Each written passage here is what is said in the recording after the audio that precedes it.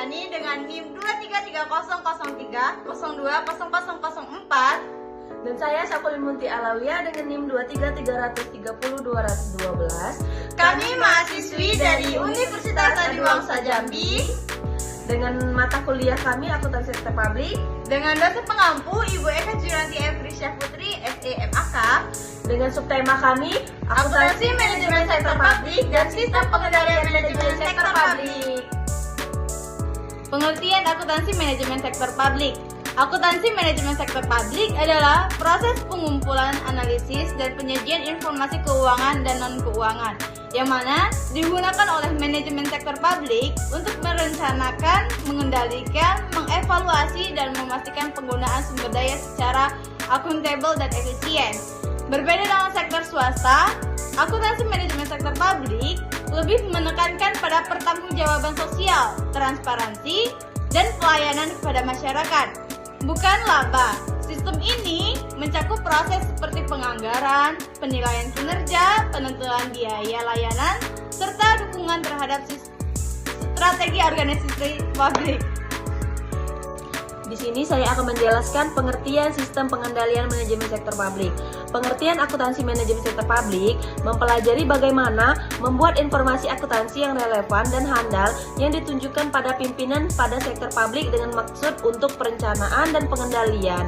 Perencanaan diarahkan kepada hal yang bersifat perencanaan strategik, pemberian informasi, penilaian investasi, dan penganggaran.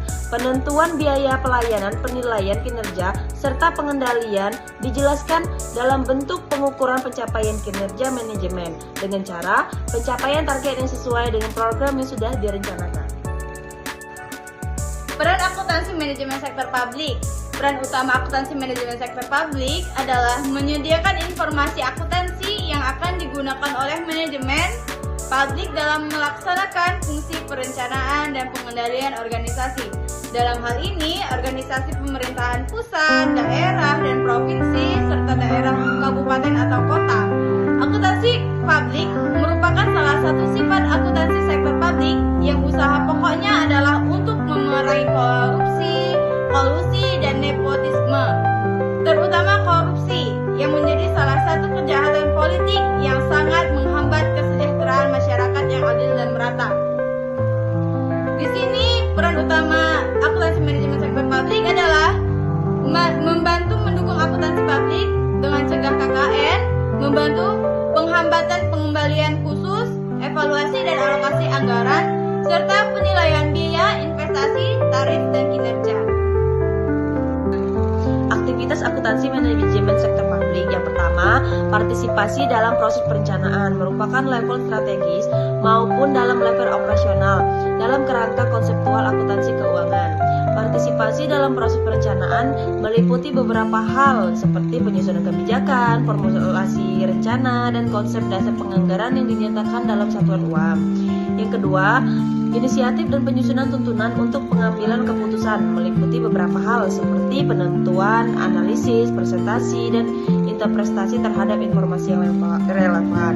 Yang terakhir, kontribusi dalam proses monitoring dan kontrol terhadap kinerja, pemberian laporan berkala baik organisasi secara keseluruhan maupun segmen yang ada. Laporan ini juga berisi komparasi antara target dan realisasi anggaran.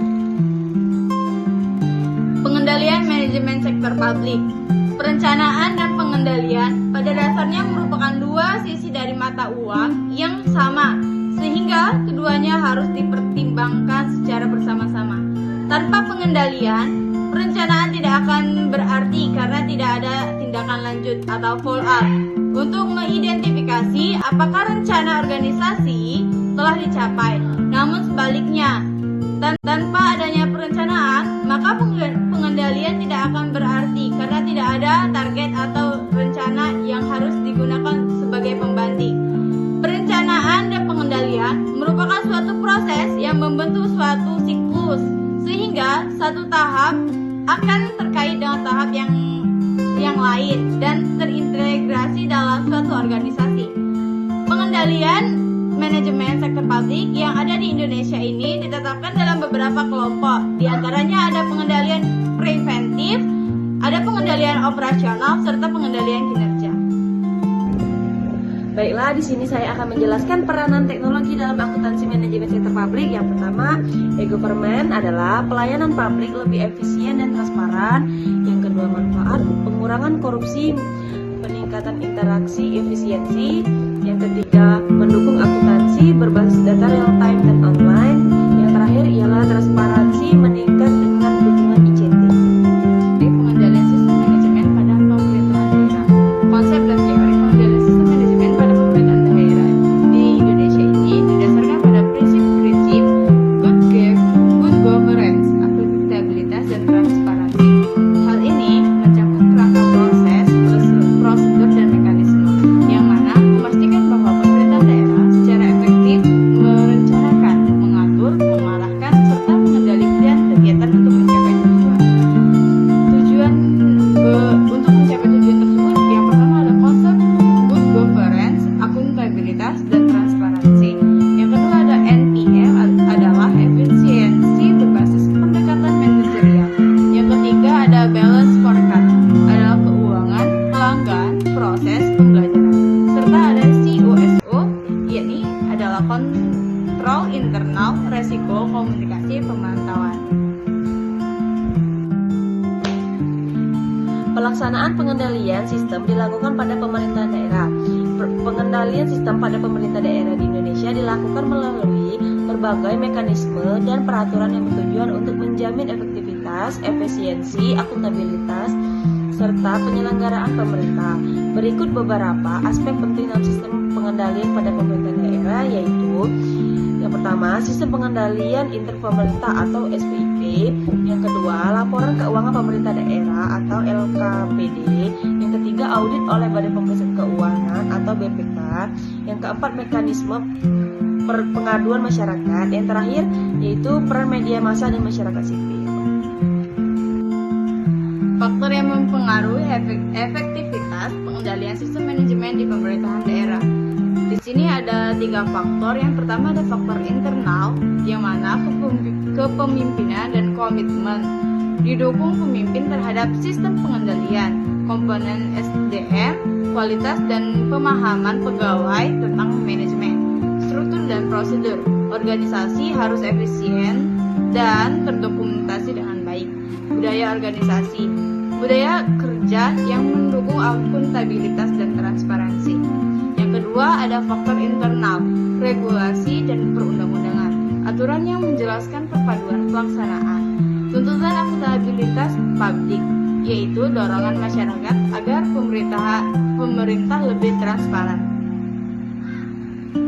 Dan selanjutnya ada persaingan antar daerah, yang mana meningkatkan kinerja untuk menarik investasi. Yang terakhir ada stabilitas ekonomi dan politik, lingkungan yang kondusif memperkuat efektivitas. Yang ketiga ada faktor lainnya, ketersediaan dana, sumber daya keuangan yang cukup untuk mendukung sistem. Ada terus partisipasi masyarakat sipil, yaitu keterbatasan warga dalam pengawasan dan evaluasi.